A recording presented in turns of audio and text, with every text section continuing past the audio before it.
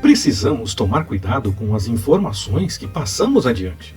Se houver erro, podemos induzir outra pessoa a esse erro.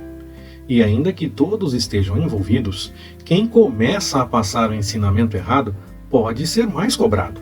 Vamos conversar sobre essa realidade e outras informações a respeito do livro do profeta Oséias, logo depois da vinheta.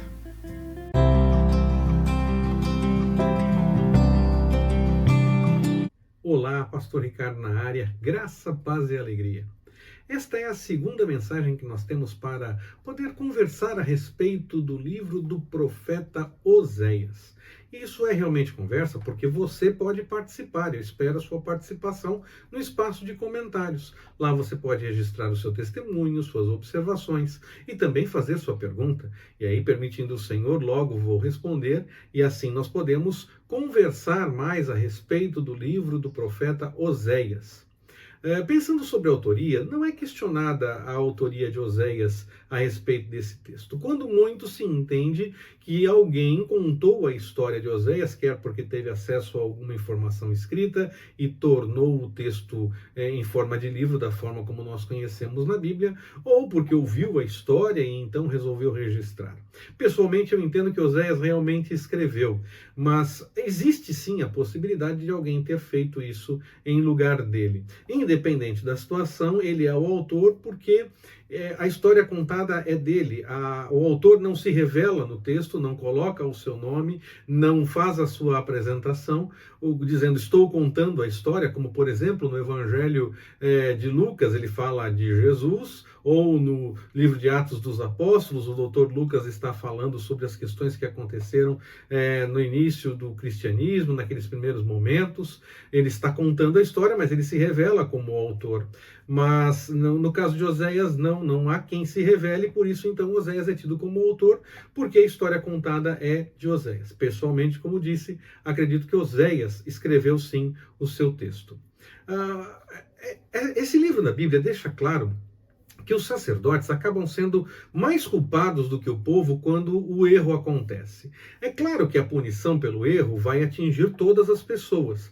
Cada um cometeu o seu erro em separado. Mas os sacerdotes são mais culpados porque, apesar das pessoas poderem dizer não, eles induziram as pessoas àquele caminho, até mesmo tentando fazer parecer que era espiritual, que era algo da parte do Senhor. Eles tentam enganar o povo de alguma forma. Então, os sacerdotes são mais cobrados por isso. Claro, as pessoas podem dizer não ao que é dito, mas é complicado para se dizer não quando se fala não, isso é do Senhor, não pode contra o ungido do Senhor e essa coisa toda, todas aquelas coisas que as pessoas muitas vezes falam quando apresentam alguma informação e querem mostrar que tem autoridade dada pelo Senhor. Em alguns casos é verdade. Nós temos que tomar cuidado realmente quando aquele que foi levantado pelo Senhor falar, para darmos ouvidos àquilo que o Senhor está falando através daquela pessoa. Mas há pessoas que usam disso para tentar enganar, para tentar fazer parecer que a sua própria vontade é a vontade do Senhor. Nós temos que tomar cuidado com isso, buscar realmente discernimento da parte do Senhor para entender aquilo que o Senhor tem revelado. O sacerdote, ou o líder, aquele que induz ao erro, ele vai acabar sendo mais cobrado, porque a quem muito é dado, muito é cobrado.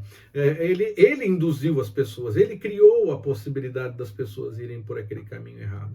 As pessoas serão cobradas porque elas poderiam dizer não e buscar no Senhor a orientação correta, mas aquele que induziu o erro também será cobrado e será muito mais cobrado por conta disso. Sempre que o povo busca o Senhor, se arrepende, clama, o Senhor atende. Nós vemos isso em vários momentos na história da Bíblia.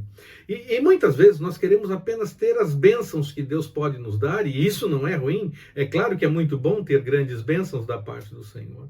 Mas a busca não começa pelo que o Senhor pode fazer a respeito das coisas que nós precisamos ou daquilo que nós buscamos. A busca começa em estar na direção da vontade do Senhor. É buscar ao Senhor realmente. Nós não devemos esperar apenas que o Senhor nos abençoe mais uma vez e nos dê mais alguma coisa, porque nós já fomos abençoados pelo Senhor. Com a salvação que há em Jesus, nós já somos grandemente abençoados. O cuidado do Senhor conosco em todo o tempo é uma realidade, então nós já somos abençoados por conta disso. Mesmo no meio das dificuldades e das angústias, nós podemos experimentar uma paz que o mundo não consegue entender. As pessoas ficam chateadas diante das situações complicadas e ainda que uma chateação possa aparecer diante de nós, nós ainda assim temos paz no nosso coração, porque o Senhor está cuidando de nós. Quando o salmista fala, o Senhor é meu pastor e nada me faltará, às vezes as pessoas pensam que não vai faltar nada realmente, quando na verdade o texto não tem essa preocupação. Ainda que alguma coisa nos falte, o Senhor nos supre. Ainda que esteja faltando alguma coisa, o Senhor nos dá a provisão. Ainda que algo esteja fazendo falta, o Senhor supre essa falta de alguma outra forma, com o seu cuidado, com a sua direção. Então nós podemos confiar no Senhor. Essa é uma grande bênção. Claro, nós vamos sim buscar ao Senhor e ter outras tantas bênçãos, mas nós não devemos buscar ao Senhor apenas por aquilo que Ele pode fazer, mas por aquilo que Ele tem feito já na nossa vida, por aquilo que Ele já fez com a salvação em Jesus, por aquilo que Ele continua fazendo mesmo que não esteja aparecendo aos olhos das pessoas, porque está acalmando o nosso coração no meio da dificuldade. E quando, claro, uma grande bênção se tornar realidade também, agradecemos ao Senhor e testemunhamos a respeito disso. Mas nós devemos buscar ao Senhor sempre com um arrependimento na ponta da língua. Devemos ter consciência que carecemos do Senhor e da sua manifestação. Podemos até pensar que mas eu não me lembro de nenhum pecado que eu cometi ultimamente, tenho buscado ao Senhor e tenho tentado viver longe do pecado. Aleluia, que bom! Mas isso não quer dizer que você deixou de ser uma pessoa que tende a ter a possibilidade do pecado na sua vida. Nós continuamos pecadores mesmo assim, então nós nos aproximamos do Senhor confiados na sua misericórdia da mesma forma. Se você tem algo a confessar, confesse, deixe o caminho errado e busque a presença do Senhor. Agora, se você não tem a consciência de alguma coisa que está errada, peça ao Senhor para te livrar das faltas ocultas. Sonda-me e vê se há em mim algum mau caminho e guia-me pelo caminho eterno. O Salmo 139 nos fala a respeito disso lá no final do texto. Então nós precisamos nos aproximar do Senhor, não querendo que Ele faça algo por nós, mas confiados na sua misericórdia, confiados na sua provisão e que o Senhor está cuidando de nós em todo o tempo e Ele vai acrescentando outras tantas coisas. Buscai ao reino em primeiro lugar e a sua justiça e as outras coisas serão acrescentadas. O profeta Oséias viveu numa época de muita turbulência, tanto política do ponto de vista interno de Israel, havia algumas questões a serem resolvidas dentro da própria nação, como também um cenário geopolítico internacional extremamente complicado. Nações eram levantadas e nações caíam, novas potências surgiam a cada momento, e havia realmente uma ebulição, havia uma tentativa de conquista e de domínio muito grande.